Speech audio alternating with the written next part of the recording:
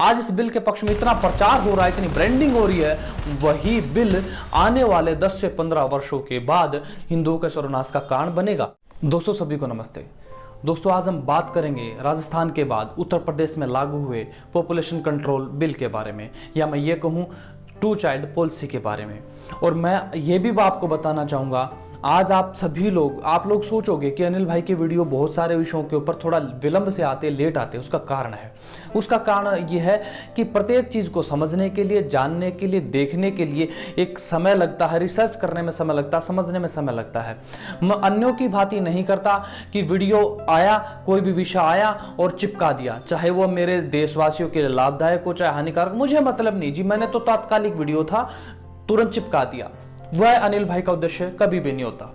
अब सारे देश में यह प्रचारित किया जा रहा है कि यह पॉपुलेशन कंट्रोल बिल हिंदुओं के लिए बड़ा लाभदायक है। पॉपुलेशन कंट्रोल होगी, मुस्लिम कंट्रोल हो जाएंगे, मुस्लिम आबादी जो 10-10 बच्चे पैदा कर रहे हैं वो कंट्रोल हो जाएंगे। और इस तरह का बिल तो भारतवर्ष में लागू होना चाहिए, बिल्कुल लागू होना चाहिए।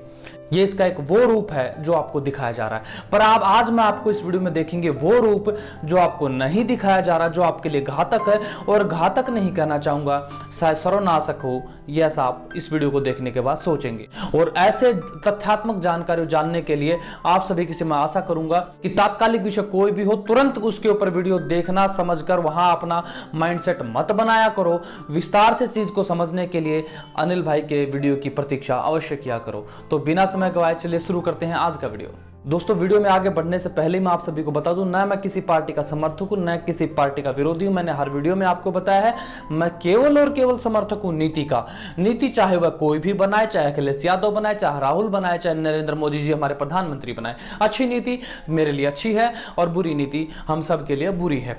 तो अब आगे बढ़ते हैं। दोस्तों जिस पॉपुलेशन कंट्रोल बिल की आज उत्तर प्रदेश में वाहवाही हो रही है, देश भर में वाहवाही की जा रही है, उस पॉपुलेशन कंट्रोल बिल को राजस्थान में कई वर्ष पहले ही लागू कर दिया गया, परंतु इतनी मार्केटिंग राजस्थान की नहीं हो पाई। चलो कोई बात नहीं, अच्छी बात है, नहीं हो पाई और आज उत्तर प्रदेश की और अच्छी बात है।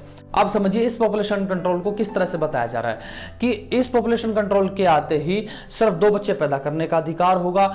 2 बच्चे पैदा नहीं करोगे तो सरकारी नौकरी में नहीं, आपका ये खत्म हो जाएगा, आपकी वो सुविधाएं खत्म हो जाएंगी, इस तरह से नुकसान, इस तरह से नुकसान, इस तरह से बहुत बड़े प्रायोजित ढंग से न्यूज मीडिया में, प्रिंट मीडिया में प्रचारित किया जा रहा है। पर दूसरा पहलू कोई नहीं बता रहा, जो आज आप अपनी बात के साथ जानने वाले। सबसे पहले समझिए, उत्तर प्रदेश की कुल आबादी लगभग 21 करोड़ होने वाली है, 20 पॉइंट कुछ करोड़ है, ठीक है।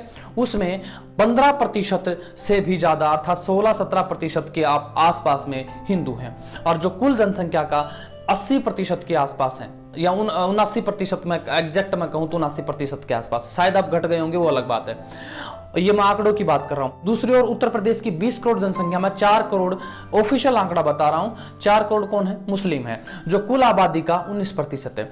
यह ग्राउंड रिपोर्ट है भारत सरकार के आंकड़ों के अनुसार, ठीक है। अब बात करते हैं यह पॉपुलेशन कंट्रोल किस तरह से प्रभावित करेगा। अब पॉपुलेशन कंट्रोल बिल की जो सबसे खास बात जो आपको नहीं बताई जा रही वो यह पॉपुलेशन कंट्रोल बिल केवल और केवल लागू होगा सरकारी कर्मचारियों के ऊपर, समझ गए। अब सरकारी कर्मचारियों के ऊपर लागू, उससे पहले मैं एक बात बता दूं, क्या किसी भी राज्य में, किसी भी देश में केवल और केवल सरकारी कर्मचारी ही होते हैं? क्या अन्य जनता जो होती है क्या वो मेहमान होती है? आप कहेंगे नहीं होती, परंतु यह पॉपुलेशन कंट्रोल बिल सिद्ध करता है कि देश के पूरे राज्य में सरकारी कर्मचारियों के अतिरिक्त जितनी भी जनता है वह सारी मेहमान है, उनके ऊपर कोई कानून, नियम, शर्त लागू नहीं होता। आप पूछेंगे कैसे? आप समझिए कि सारे भारतवर्ष में जितने भी हिंदू हैं वह अधिकतम 2 ही बच्चे पैदा करते हैं, 1 बच्चा पैदा करते हैं। ये तो नरसिंह सरस्वती का ला लो, चाहे जितने धर्म के ऊपर काम करने वाले हमारे आज समाज सेवी बन गए हैं या फिर आज धर्मगुरु बन गए, सभी इस बात को चिल्लाते हैं हिंदुओं की आबादी घट रही है, ठीक है। बढ़ के इसके लिए मुसलमानों की बढ़ रही है। क्यों? क्योंकि बच्चे 4 पैदा कर रहे हैं, 6 पत्नियां रख रहे हैं, 10 पत्नियां रख रहे हैं, 150 बच्चे पैदा कर रहे हैं, हिंदू 2 बच्चे पैदा कर रहे हैं। अब विचार करो, अब पॉपुलेशन कंट्रोल बिल आता है उत्तर प्रदेश में, लागू किस पे होता है? सरकारी कर्मचारियों पर। सरकारी कर्मचारियों पर लागू होगा, अर्थात 2 ही बच्चे पैदा करेगा। अगर तीसरा बच्चा पैदा करेगा तो उसको सरकारी नौकरी से वंचित, उसको फल आरक्षण नहीं मिलेगा, उसको ये नहीं मिलेगा, उसको वो नहीं मिलेगा। आप कल्पना कर सोच लेना आप क्या क्या चीजें नहीं मिलेंगी।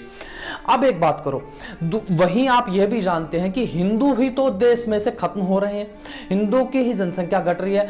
अब विचार करो कितने प्रतिशत लोग हैं इस मुसलमान हैं, उत्तर प्रदेश की सिर्फ बात करें, कितने प्रतिशत मुसलमान हैं जो सरकारी नौकरी करते हैं? विचार कर सकते हो, 0.3% से भी कम लोग होंगे जो सरकारी नौकरी में हैं। परंतु आबादी किनकी बढ़ रही है? उनकी बढ़ रही है, क्योंकि उनका मानना स्पष्ट है, न हमें किसी सरकार से, न किसी और अन्य राज्य से, न देश से कोई सहयोग चाहिए। हाँ मिले तो हम मना भी नहीं करेंगे, परंतु हमारा उद्देश्य सिर्फ और सिर्फ क्या है? क्योंकि अल्लाह की देन है बच्चे, और बच्चे बढ़ाकर राज्य पाना, उनका उद्देश्य स्पष्ट है। अब हिंदू अगर अपनी जनसंख्या बढ़ाए तो हिंदू क्या हो गया? कंट्रोल हो गया, कंट्रोल हो गया ना, क्योंकि बढ़ा ही नहीं सकता, उसको बहुत सारी सुविधाओं से काट दिया जाएगा।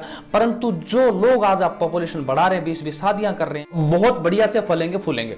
आज इस बिल के पक्ष में इतना प्रचार हो रहा है, इतनी ब्रांडिंग हो रही है, वही बिल आने वाले 10 से 15 वर्षों के बाद हिंदुओं के सर्वनाश का कारण बनेगा। क्या आप ऐसा सोचते हैं?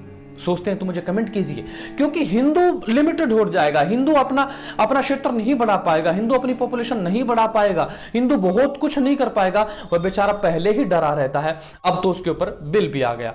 यह बिल पूर्ण रूप से हिंदुओं के लिए है, क्योंकि मैं पहले ही स्पष्ट कर चुका हूं, 80% जिस राज्य की जनसंख्या हिंदू हो उस राज्य में सरकारी नौकरी पाने वाले स्वाभाविक रूप से हिंदू ही ज्यादा होंगे। वहीं दूसरी बात एक और समझिए, आज उत्तर प्रदेश में 70 जिले हैं, 70 जिलों में से 57 जिले ऐसे हैं जिन जिलों में मुस्लिम बहुल होने की संभावनाएं बहुत तीव्र गति से बढ़ रही हैं। अगर मैं ये कहूं 57 जिलों में से अगर 20-30 जिले तो ऐसे हैं जो मुस्लिम बहुल बन चुके हैं, तो उसमें भी कोई हैरानी नहीं होनी चाहिए।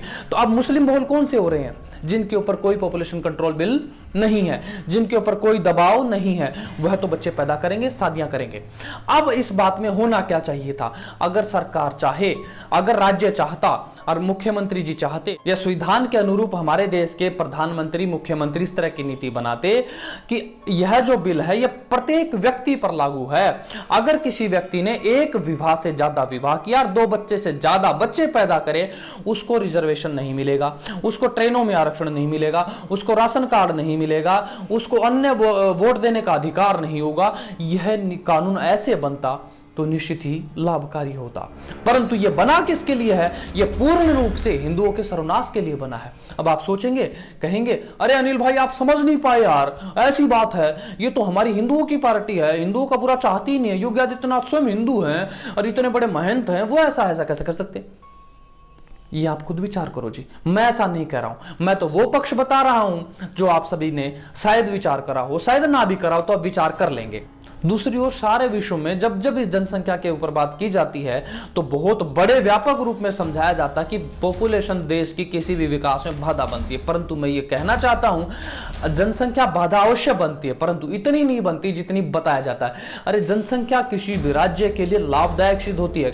आप पूछेंगे वो कैसे भाई अनिल भाई, आप तो बिल्कुल उल्टी बात कर रहे हो। हाँ, परंतु वह जनसंख्या धार्मिक हो, वह जनसंख्या विद्वान हो, वह जनसंख्या वेद के अनुरूप चलने वाली हो, वह जनसंख्या राज्य की व्यवस्थाओं के अनुरूप, धर्म के अनुरूप कार्य करने वाली हो, अन्य किसी प्रकार का धार्मिक कार्य करने वाली न हो, तो वह जनसंख्या विनाश का कारण बनती है। पर वही जनसंख्या अच्छी जनसंख्या अर्थात वह प्रजा है तो वह राज्य के लिए लाभकारी होते। पूछोगे कैसे?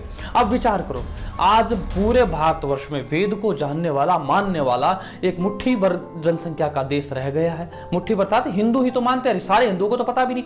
अब विचार करो, यह भारतवर्ष पूरा वेद के अनुरूप चलता है, धार्मिक है और पूरी वेद के अनुसार इसकी राज्य व्यवस्थाएं चलती हैं और इसकी आबादी 100 करोड़ है। तो भारतवर्ष की नीति ऐसी हो कि मैं अपने 100 करोड़ में से 10-20 करोड़ लोगों को तो धर्म प्रचार के लिए इंग्लैंड में, यूरोप में, ब्राजील में, स्विट्जरलैंड में, ऑस्ट्रेलिया में, अफगानिस्तान में भेजो। अगर ऐसे हमारे प्रचारक, धर्म के प्रचारक जाएं तो क्या होगा? धर्म फैलेगा, और धर्म फैलता है तो क्या होता है? सुख फैलता है, समृद्धि आती है, राज्य फैलता है। परंतु आज संकुचित हिंदू धर्म को न जानने वाला हिंदू सिर्फ और सिर्फ संकुचित होता जा रहा है। बढ़ कौन रहा है? अधार्मिक व्यक्ति बढ़ रहे हैं। और इसीलिए आज किसी भी देश की जनसंख्या हमारे लिए क्या बन गई है? समस्या बन गई है। इसीलिए मैं कहता हूं जनसंख्या समस्या निश्चित है, परंतु अगर वह जनसंख्या अधार्मिक है तो 100% वह हमारे लिए नुकसानदेह है। इसलिए अपनी जनसंख्या धार्मिक हो तो आपके लिए फायदा ही होता है। अब आप आज आपके देश में आपके हिंदुओं की जैसे भी जनसंख्या है, वो कुछ धार्मिक है कुछ अधार्मिक है, परंतु निश्चित तौर पर वह मुसलमानों से, वह ईसाइयों से, वह बौद्धों से, वह अन्य जितने भी मतांतर हैं उन सबसे ज्यादा धार्मिक हैं। सबसे ज्यादा ईश्वर को नजदीकियां से जानने वाले, समझने वाले, सबसे निकट अगर कुछ है, वेद के निकट अगर कोई है वह हिंदू है। परंतु उस हिंदू को कंट्रोल करने के लिए बिल ला दिया गया है। अब आप विचार करें साथियों, यह बिल क्यों ना सर्वनाश करेगा? क्या आप ऐसा मानते हैं? अगर आप ऐसा मानते हैं तो कमेंट में मुझे बताइए। अगर आप और इसके अतिरिक्त क्या क्या जानते हैं और क्या क्या मानते हैं इस बिल के बारे में, मुझे कमेंट में जरूर बताएं। और जो साथी मुझसे डायरेक्ट बात करना चाहते हैं इंस्टाग्राम पर मुझे डीएम कर सकते हैं, सभी के लिंक डिस्क्रिप्शन में। तो दोस्तों एक बार जाने से पहले एक बार मेरे साथ बोलिए धर्म की जय, धर्म की जय, धर्म की जय। सभी को नमस्ते जी।